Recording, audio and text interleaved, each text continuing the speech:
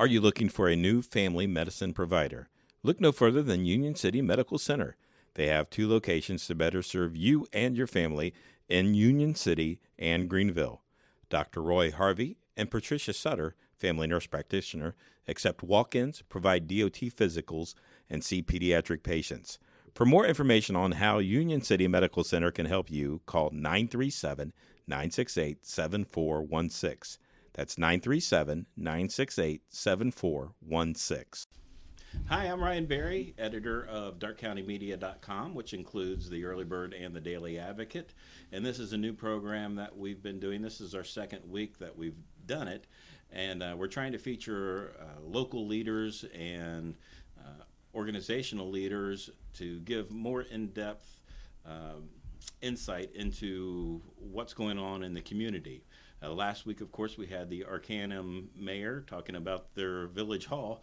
And this week we have Mayor Steve Willman from the city of Greenville. And, of course, in the news lately has been their Sidewalk project and a couple other things, and we might try to touch on them in the few minutes that we have together. So I'd like to welcome Steve Willman to the program.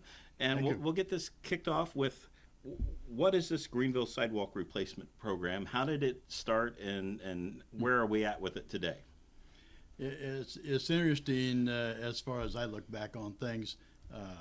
At least 2 years ago, I kind of pushed somewhat and requested from council money to replace sidewalk, replace, repair, however you want to put it. Not new.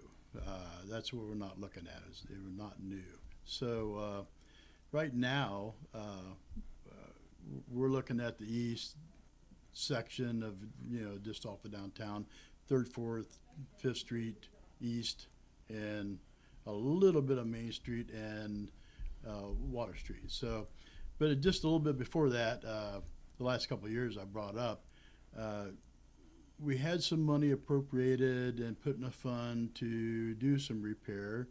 My first thoughts were downtown, basically, around the area, just fixing some things up, and at one point we had some money to do that kind of thing with, but it just wasn't working out right. I mean, there was so much more to do was the biggest thing, and then I had the opinion of different people in the city that their thoughts on how things should be done and where should we start, and it just never came out to fruition like. And it's still not fruition, but we've gotten farther. And so we wanted to, in the last thoughts before now, we wanted to do the areas that we paved. And so last year we did 4th Street as far as paving goes, and then we planned on doing 3rd, and it's kind of been put off a little bit, but we're still going to get 3rd Street done soon. I don't know if this year, next year, whatever. But so our concentration wants to be put in those areas. Let's make it all work at the same time. Let's get it all fixed up at the same time, the areas that we're working on. Now down the road, maybe that's not going to be quite the direction per se, because we have the city through our planning and zoning. We have the city kind of cordoned off as far as their areas to work on, the challenged areas, and per se somewhat to put in repairs of sidewalks. So, but right now we're going to concentrate in that area, and now we're close, and we need to get a discussion with council and have them make the final say, because they have the money. So right, and this is 10 phases. The ordinance is already in place from like 2001, I believe. Right. But the administration can't act on it unless the council provides the funding for it. Right. So, and that's kind of where you're at now. And of course, you've held a public hearing, and it was, I think that I counted about 50 different people that were there at that public hearing, and they made some good points. This will be a hardship for some. Do you see council working in the direction of maybe trying to find a fix for that, or not? Yeah, I do. I think the council, the majority, is really in favor of continuing with this project that we've basically started to lay out. Now, it's not all a done deal, and we haven't completely got everything done as far as the definite costs and and how it's going to work for sure. And and going back to that meeting, I kind of have mixed feelings out somewhat because yeah, there was 50 people there, probably only maybe half at the most were from that area. Other people just there to find out what's going on, interested residents, people from the city, and you get down to the people that asked questions or had some kind of a complaint. There wasn't that many. There was only maybe a dozen people that even spoke up and asked questions, and they were great questions, and the complaints were very justified. But the whole thing is, you get down to it, over the, 300, 500 residents, I'm not sure that this impacts. Right. There's probably, we had maybe 6, 7 really kind of complaints, and somewhat justified.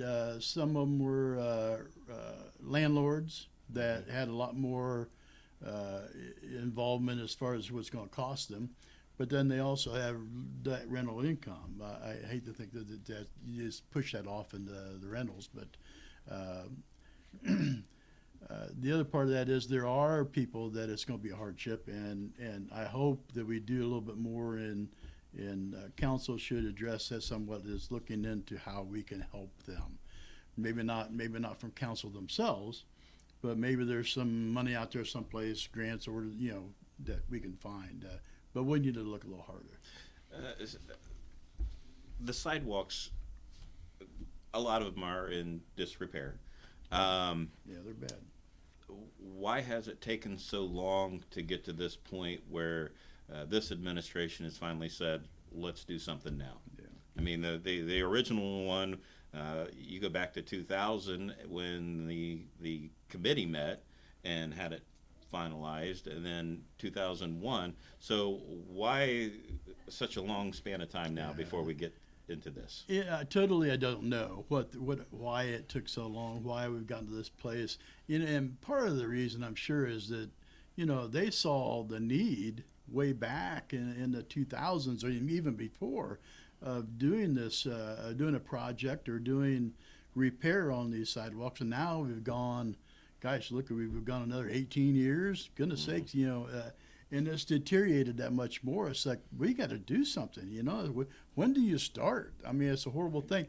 And I really can't talk too much about what had happened in the past. I know we went through quite a few years of somewhat a recession type within the city, and then there's always that fear of council, they're going to lose their council spot if they do something the city doesn't, or the residents don't like, or there's always something going on that justifies their reasoning, and I really can't say that that's a bad thing or what they've done, but it's there, and it's scary, and you're up against a lot of confrontation with people, but my biggest thing is, and we all saw the cartoon in the paper, the big guy that's forcing it down your throat. But and in some respect, you could take it that way, because I do believe that we got to do something. And it's when you're in the city, there's rules, and you got to kind of follow those rules. I mean, that's the way it is. And gosh, when do you start? If you don't start now, when do we start? So I hope council goes along with it to move forward with this project. So absolutely.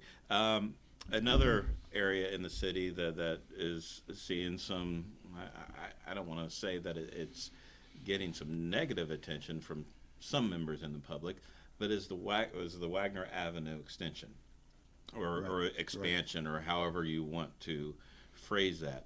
But basically the city is only paying for the city's portion. Is that correct? Yes, that is correct. Yeah. And you are going to, is it 2 lanes now, going to 3 lanes with the center turn lane? Is that the last I heard? Right. And again, this project will be paid for by assessment to the property owners along that route. The rest of the city, the residents, they're not being charged for this portion of road. Right. Correct? Oh yeah, that's right.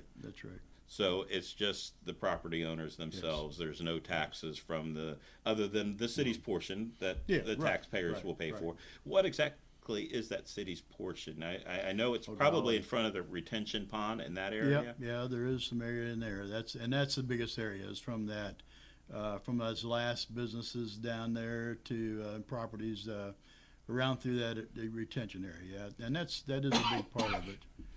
And I guess as far as paying for this up front, how is that being done? Is that a low interest or a zero interest loan? I can't remember right off the top of my head. I know that something that the city had gone after that, and it was either zero or low interest to initially pay for it, and then the assessments on the property owners. Yeah, and the amount of interest and stuff, I can't remember what it is. The biggest part is it's going to be over a long period of time. Right. I think it was 20 years. 20 years. Right. And then, but the city's taken out, was it bonds?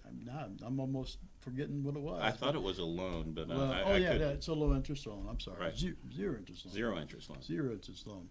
But that's over 30 years. So we'll still be paying on that long after residents, the owners of those, property not owners. Residents, but the owners of that property. Yeah. So why do this now with nothing out there? Why go ahead and do the expansion? Well, I mean, it was brought up to council, and we had quite a few discussions on it in executive session, and it's something that we feel the city is still going to expand in that direction, was the thought.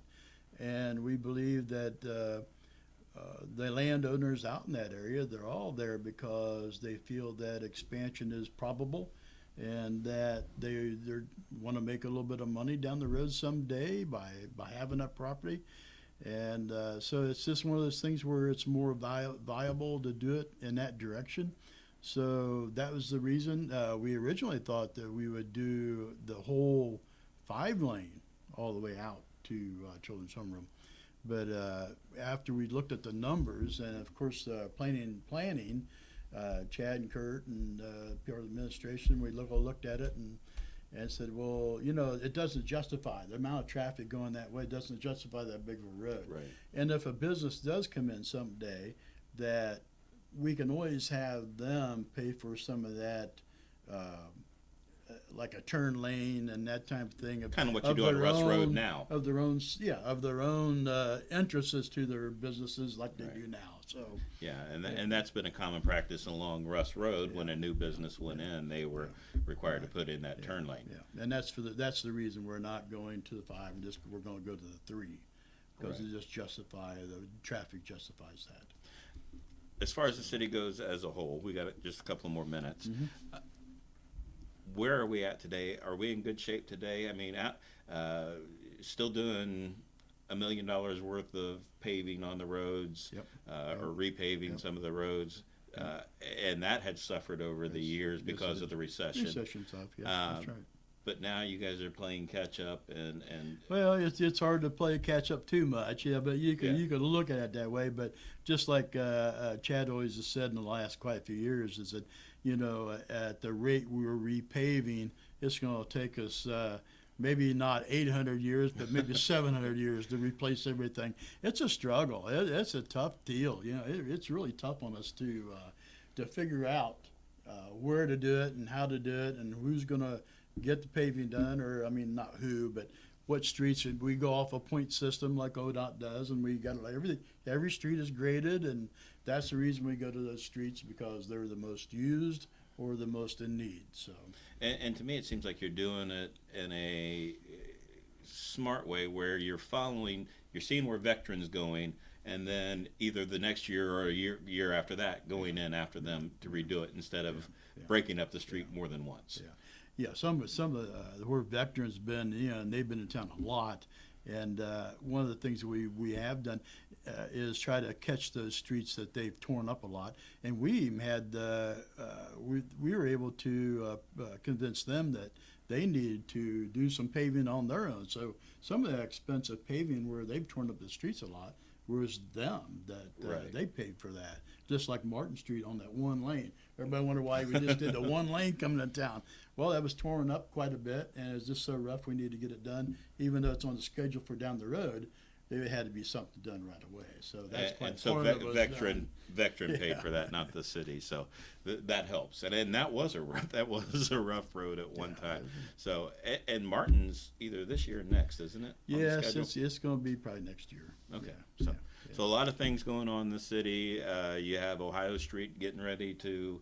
They're still looking at that from Martin to Sater, I believe. Correct. Right. Doing a little bit of road And widening there'll be there. some, but but the it's- bike lane coming through there. with the bike lane coming don't through. forget that. So a It's lot cool. of great things with the bike path trails, coming through yes. Greenville bike trails. So you're going to see a lot Fantastic. of change on Ohio Street as we in the next couple of years as we move into that. Right. So, well, Definitely. Mayor, I appreciate you sitting in with me and talking and great. letting people know what's going on in the city. And thank you for watching. And join us next week. And I believe we have Brian Rissemiller from the Darke County Fairgrounds that will join Be us. fun.